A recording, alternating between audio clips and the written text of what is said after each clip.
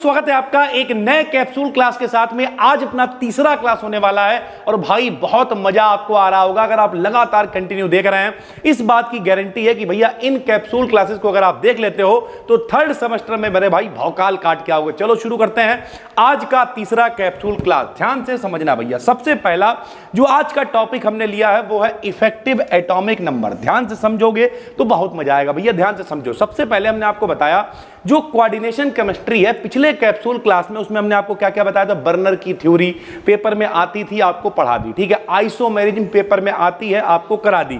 Ligand paper में आते हैं, आपको करा दिए। एक टॉपिक रह गया है जिसका नाम क्या है भैया, इफेक्टिव एटॉमिक नंबर। क्या होता है जरा समझो। देखो भैया, हमने आपको बताया जो कोऑर्डिनेशन कंपाउंड होते हैं वो किस तरीके के होते हैं, ऐसे होते हैं। देखो भैया, K4FeCN का होल ऑफ 6 मेरे भाई, ठीक है। इस तरीके के कोऑर्डिनेशन कंपाउंड होते हैं। इनमें जो बाहर वाला होता है ये क्या होता है बताओ, सिंपल आयन होता है। बाहर वाला क्या होता है, सिंपल आयन होता है। ये जो यहां लिखा होता है ये क्या होता है, CMA, क्योंकि सेंटर में लिखा हुआ है तो ये सेंट्रल मेटल एटम यानी CMA होता है।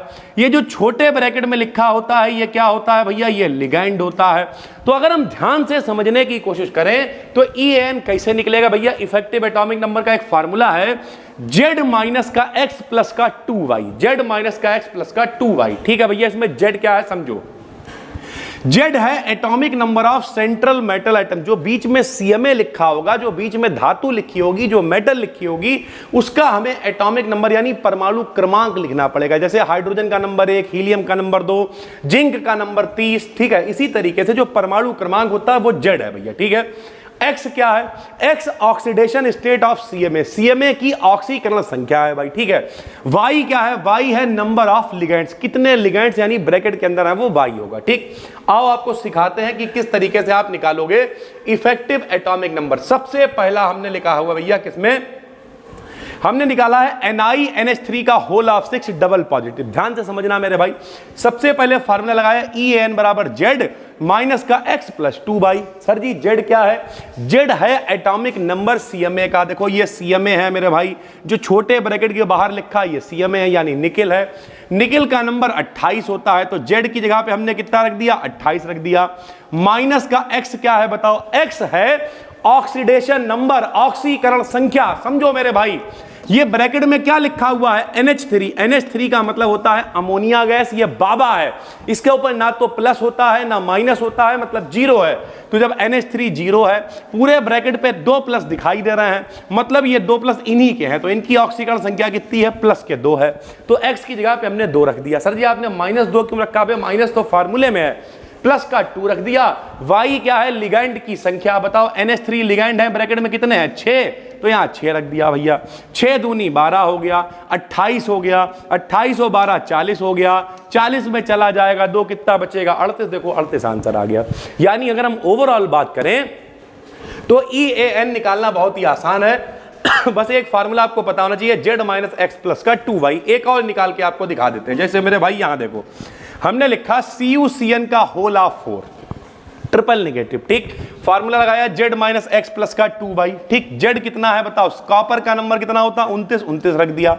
ऑक्सीकरण संख्या कितनी है समझो, एक CN के ऊपर एक माइनस होता है तो 4 CN के ऊपर 4 माइनस होने चाहिए, लेकिन यहां 3 ही माइनस दिख रहे हैं। इसका मतलब कॉपर के ऊपर एक प्लस रहा होगा, उस एक प्लस ने एक माइनस को खत्म कर दिया होगा, बाकी 3 जो माइनस बचे वो ब्रैकेट के ऊपर दिख रहे हैं। तो इसकी ऑक्सीकरण संख्या +1 है तो +1 रख दी भैया, ठीक। लिगैंड कितने हैं, 4, तो 4 रख दिए। 4 दूनी 8 आया, 29 और 8 कितना हो गया, 37। 37 में एक चला गया, कितना बच गया, 36। तो इस तरीके से इफेक्टिव एटॉमिक नंबर हम लोग निकाल सकते हैं, चाहे वो किसी का भी एटॉमिक नंबर हो। जैसे K4FeCN का होल ऑफ 6 लो भैया, समझो। बताओ यहां पे Fe माने क्या है, आयरन। आयरन का नंबर कितना होता है, 26 माइनस इसकी ऑक्सीकरण संख्या कैसे निकालोगे, एक K के ऊपर एक प्लस होता है तो 4 K के ऊपर 4 प्लस, एक CN के ऊपर एक माइनस तो 6 CN के ऊपर 6 माइनस। कितने प्लस की कमी है, 2, तो यहां पे कितने प्लस आ जाएंगे मेरे भाई, 2 आ जाएंगे। ऑक्सीकरण संख्या इसकी 2 रख दी। लिगैंड 6 दूनी 12 रख दिए। 26 और 12 38 हो गया। 38 में गए 2, कितने बचे, 36, तो 36 आंसर हो गया।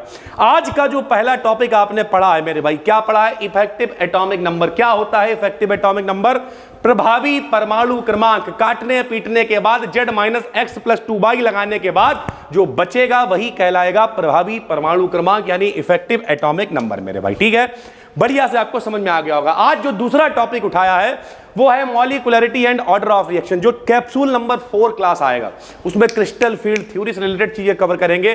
क्रिस्टल फील्ड थ्योरी क्या है, क्रिस्टल फील्ड एनर्जी क्या है, स्टेबलाइजेशन एनर्जी क्या है, डीडी स्प्लिटिंग क्या है, क्रिस्टल फील्ड स्प्लिटिंग क्या है, ऑक्टाहेड्रल क्या है, ये सब हम लोग पढ़ेंगे मेरे भाई आने वाले क्लासेस के अंदर। तो मॉलिक्युलरिटी और ऑर्डर ऑफ रिएक्शन क्या होता है पहले भी बता चुके हैं, अभी शॉर्ट में आपको बता देते हैं, समझो। भैया होता क्या है, मान लिया आपने कहा कि भैया आपकी दीदी की शादी है, ठीक। अब दीदी की शादी आपने अपने 10 दोस्तों को बुलाया, 10 दोस्त चले आए मेरे भाई। तो रिएक्शन में पार्टिसिपेट करने कितने लोग आए, 10। तो रिएक्शन की मॉलिक्युलरिटी हो गई 10, क्योंकि 10 लोग आए हैं। लेकिन क्या वो 10 के 10 लोग मेहनत करेंगे, नहीं। उनमें एक आध दोस्त ऐसा होगा सुट्टा लगा के पड़ा हुआ है, एक आध दोस्त ऐसा होगा मेहनत करेगा नहीं करेगा, 2-4 बहुत सीरियस होंगे। तो जितने लोग आए वो टोटल मॉलिक्युलरिटी होती है, और जितने लोग वेग को प्रभावित कर रहे हैं, इंटरेस्टेड हैं, मेहनत कर रहे हैं, वो कहलाती है ऑर्डर। ठीक है, उसी तरीके से किसी रिएक्शन में समझो भैया, जैसे मान लिया रिएक्शन है A+B से बना C+D। अब ध्यान से समझो, जो लोग रिएक्शन करते हैं इन्हें कहते हैं रिएक्टेंट। क्या कहते हैं, रिएक्टेंट। बोला करो भैया, रिएक्टेंट। या फिर इन्हें कहते हैं सबस्ट्रेट। क्या कहते हैं, सबस्ट्रेट। क्या कहते हैं, सबस्ट्रेट। जो बनता है ये क्या कहलाता है, प्रोडक्ट। क्या कहलाता है, प्रोडक्ट। जो बनेगा वो प्रोडक्ट कहलाएगा।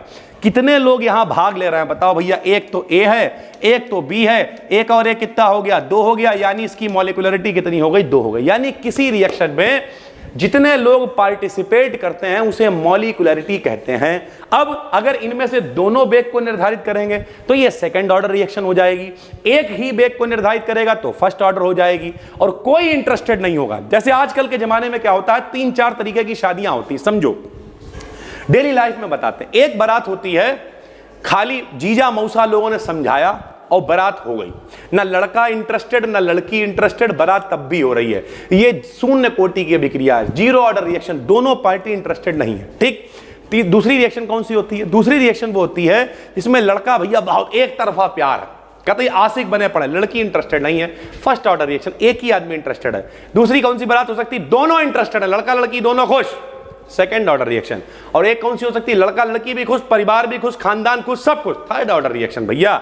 यानी ओवरऑल जितने लोग वेग को निर्धारित कर रहे हैं, जितने लोग जोर लगा रहा है कि बारात हो जाए, वही तो कहलाएगी ऑर्डर ऑफ रिएक्शन भैया। तो जरा देखो हमने क्या लिख दिया, हमने लिखा किसी रिएक्शन में पार्टिसिपेट करने वाले सबस्ट्रेट मॉलिक्यूल्स के नंबर को उस रिएक्शन की मॉलिक्युलरिटी कहते हैं। यानी जितने लोग पार्टिसिपेट करेंगे उसे ही मॉलिक्युलरिटी कहेंगे। किसी रिएक्शन की मॉलिक्युलरिटी को इसकी मैकेनिज्म की हेल्प से बता सकते हैं। कैसे, NH4Cl, NH4Cl कितना है, 1, फर्स्ट ऑर्डर, मॉलिक्युलरिटी कितनी है, 1 है इसकी, ये लिखा हुआ 1 मॉलिक्यूल, तो मॉलिक्युलरिटी 1 हो गई। HI कितने हैं, 2, तो मॉलिक्युलरिटी कितनी हो गई, 2 हो गई। देखो एक CH3COO, 1 H2O, 2, तो मॉलिक्युलरिटी कितनी हो गई, 2।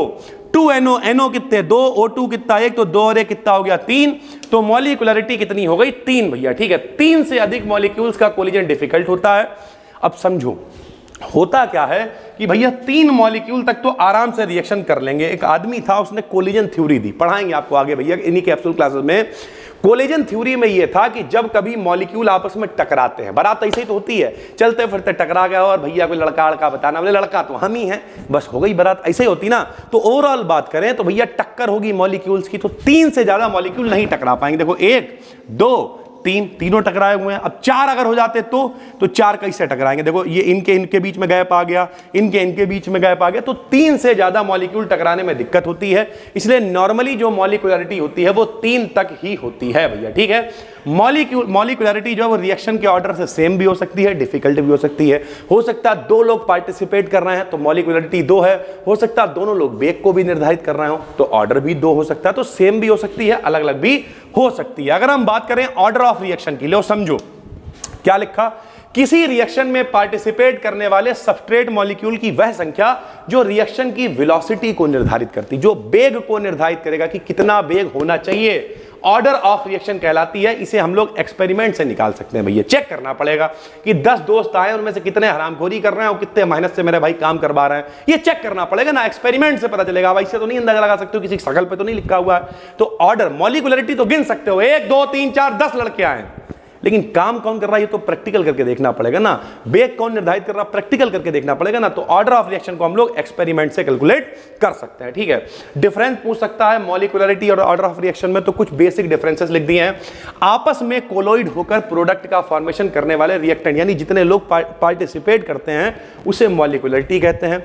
रिएक्टेंट्स के कंसंट्रेशन के पावर के एडिशन को, यानी वो रिएक्टेंट्स जिनका कंसंट्रेशन निर्भर करता है, वेग को निर्धारित करता है, उसे ऑर्डर ऑफ रिएक्शन कहते हैं। इसे हम लोग गिन के थ्योरेटिकली निकाल सकते हैं, इसे एक्सपेरिमेंटली ही कैलकुलेट कर सकते हैं। ये कभी भी जीरो नहीं हो सकती। मॉलिक्यूलरिटी जीरो का मतलब कोई रिएक्शन ही नहीं हो रही, कोई है ही नहीं, मतलब जीरो नहीं हो सकती। ये जीरो हो सकती है, ये सदैव एक होल नंबर होती। होल का मतलब 1 2 3 4 ऐसे। ये फ्रैक्शनल भी हो सकती है, कोटि 1/2 भी हो सकती है, 1.5 भी हो सकती है, इस तरीके से भी हो सकती है। कंसंट्रेशन, टेम्परेचर, प्रेशर में चेंज करने पर मॉलिक्यूलरिटी पे कोई फर्क नहीं पड़ता भैया। अगर हम एक आदमी है तो चाहे टेम्परेचर बढ़े, चाहे बाहर बारिश हो रही हो, हमारे आदमी 1 से 2 थोड़ी हो जाएंगे, तो मॉलिक्यूलरिटी पे कोई फर्क नहीं पड़ता है। लेकिन ऑर्डर ऑफ रिएक्शन जो है वो चेंज हो जाती है भैया, ठीक है। जो सबसे इंपॉर्टेंट है वो है first order reaction. First order reaction क्या होगी, जिसमें भैया जो अभिक्रिया का वेग है वो केवल एक अणु निर्धारित करेगा। समझो भैया क्या लिखा, वह रिएक्शन जिसमें रिएक्शन का रेट रिएक्टेंट के कंसंट्रेशन के फर्स्ट पावर के डायरेक्टली प्रोपोर्शनल होता है, यानी जो उसका वेग है वो केवल एक आदमी निर्धारित करता है, फर्स्ट ऑर्डर रिएक्शन कहलाती है। इसका भैया कैसे डेरिवेशन करते हैं समझो, बहुत ध्यान से समझना। हमने क्या लिखा, हमने कहा मेरे पास कोई प्रोडक्ट था, मेरे पास कोई रिएक्टेंट था ए ने क्रिया करी, थोड़ी देर के बाद प्रोडक्ट बना दिया। जब हम इसे लेके आए थे तो इसका इनिशियल अमाउंट यानी इसकी शुरू की मात्रा कितनी थी, स्मॉल ए थी। उस समय कोई भी प्रोडक्ट नहीं बन रहा था।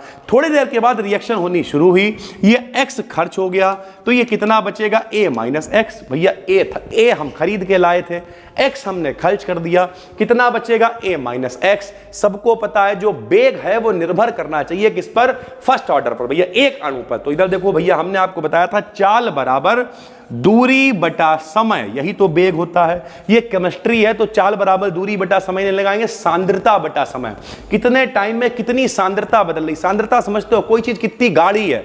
देखा होगा 2 तरीके की उल्टी होती है, एक पानी निकल गया, पतली उल्टी है भैया, तनु उल्टी कहते हैं, डाइल्यूट उल्टी कहते हैं, और एक अंदर के छोले भटूरे सब बाहर आ गए गाढ़े गाढ़े, तो सांद्र कहलाएगी, कंसंट्रेटेड उल्टी कहलाएगी मेरे भाई। तो समझो भैया ये क्या है, सांद्रता है। तो कितना सांद्रता में परिवर्तन होगा, इसे रिएक्शन का वेग कहते हैं। वेग किस पे डिपेंड करेगा, मात्रा पे डिपेंड करेगा। अरे मेरे भाई, अगर मेरी जेब में 10 लाख रुपए हैं तो पैसा अंधाधुंध खर्च करेंगे, और जेब में पैसा ही नहीं, मात्रा ही नहीं है, तो फिर वेग भी क्या होगा, खत्म हो जाएगा। तो dx/dt अभिक्रिया का वेग है, किस पे डिपेंड करेगा, मात्रा पे, कि कितनी मात्रा जेब में बची हुई है। हम कहें ले 1 करोड़ रुपए, तुम कहो ये लाओ वो लाओ, हम कहें ले 5 रुपए, तुम कहो 5 रुपए में क्या मिलेगा, ये वाली हालत हो जाएगी ना। तो dx/dt समानुपाती a माइनस एक्स लिख लिया, यानी जो वेग है वो मात्रा पे निर्भर करेगा। समानुपाती हटाया, यानी डायरेक्टली प्रोपोर्शनल जब हटाते हैं कांस्टेंट k लगाते हैं भैया, तो एक कांस्टेंट हमने k लगा दिया, ठीक। जब कांस्टेंट हमने k लगा दिया मेरे भाई, तो अब x को एक तरफ करेंगे, dx के नीचे उठा लाए a माइनस एक्स, dt को भेज दिया उधर k dt, dx/a minus x बराबर हो गया k dt। इसका कर देंगे इंटीग्रेशन यानी समाकलन। जब कभी हम समाकलन करते हैं तो जो लोगों के पास मैथ है उन्हें पता होगा कि बायोलॉजी वालों को हम बताते हैं, सांप भैया ऐसे करके निशान लगा देते हैं, ये जो सांप का ऐसे करके निशान लगाया है इसे समाकलन कहते हैं, ठीक भैया।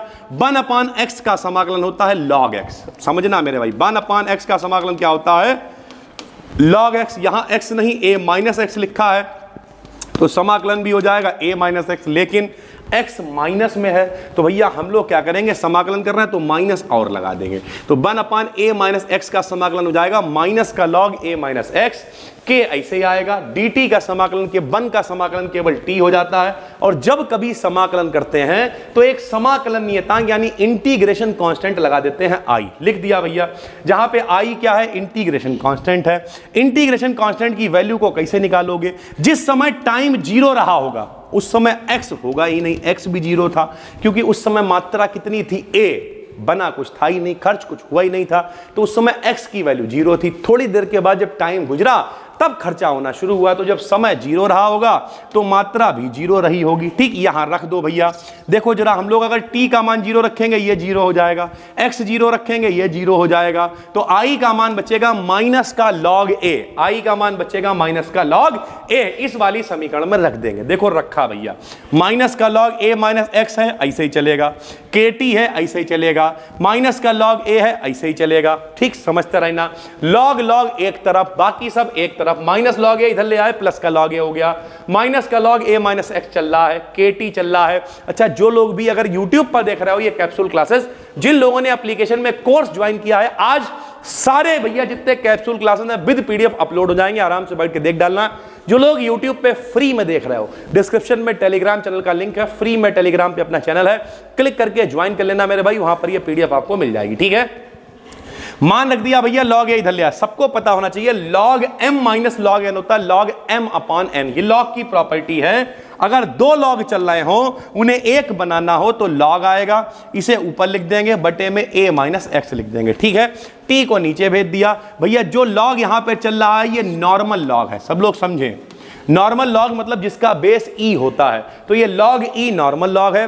बेस ई को जब बेस 10 में कन्वर्ट करते हैं तो 2.303 से गुणा कर देते हैं, तो k ऐसे ही आ गया। 2.303 का क्यों आ गया? क्योंकि e को बेस 10 में कन्वर्ट कर दिया, a upon a minus x, और बटे में ये t आ गया। ये फर्स्ट ऑर्डर रिएक्शन के लिए डेरिवेशन मेरे भाई हो गया। सबसे इंपॉर्टेंट फर्स्ट ऑर्डर ही है। इसके हमने दो उदाहरण भी लिख दिए हैं, जैसे चीनी की पानी से क्रिया कराओ, ग्लूकोज फ्रक्टोज बनता है, फर्स्ट ऑर्डर रिएक्शन है। एथिल एसीटेट की जल से क्रिया कराओ, एसिटिक अम्ल और एथिल अल्कोहल बनता है, फर्स्ट ऑर्डर रिएक्शन है। तो ओवरऑल बात करें तो मेरे भाई ये फर्स्ट ऑर्डर रिएक्शन बहुत ज्यादा इंपॉर्टेंट है। अगला टॉपिक क्या है समझो। अगला टॉपिक है effect of temperature on reaction rate and Arrhenius equation. क्या होती है जरा समझो, ध्यान से देखना भैया। Effect of temperature on reaction rate, यानी जो किसी अभिक्रिया के होने की दर है, जो उसका वेग है, जो dx अपॉन dt है, जो वेलोसिटी है, उस पे मेरे भाई टेम्परेचर का क्या फर्क पड़ता है, समझना बहुत ही आसान है। देखो भैया, टेम्परेचर क्या होता है ये बताओ।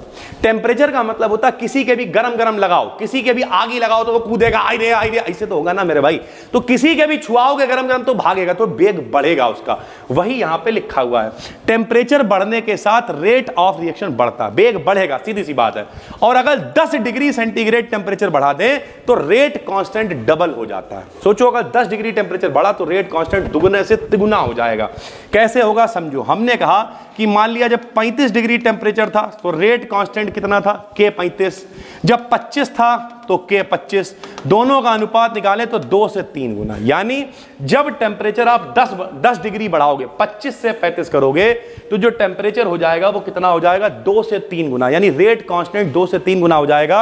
रिएक्शन बहुत तेजी से होगी, सरल भाषा में ये समझो। ठीक है, तो कोई पूछे रेट कांस्टेंट पर टेम्परेचर का क्या प्रभाव पड़ता है, तो 10 डिग्री सेंटीग्रेड रेट मतलब टेम्परेचर बढ़ाने पर रेट कांस्टेंट लगभग दुगना हो जाता है। ठीक है, उसके बाद हमने लिखा कि 10 डिग्री टेम्परेचर के अंदर पर दो रेट कांस्टेंट के रेशियो को टेम्परेचर कोफिशिएंट कहते हैं, यानी k 25 और k 35, 10 डिग्री पे अंतर है इनका, इसे हम लोग कह देते हैं टेम्परेचर कोफिशिएंट। ठीक है, फिर सभी को पता है temperature is directly proportional to kinetic energy. Temperature समानुपाती हाफ mv², यानी गतिज ऊर्जा 9th क्लास में पढ़ाया जाता है। जैसे जैसे टेम्परेचर बढ़ाते जाओगे वैसे वैसे गतिज ऊर्जा यानी काइनेटिक एनर्जी बढ़ती जाएगी।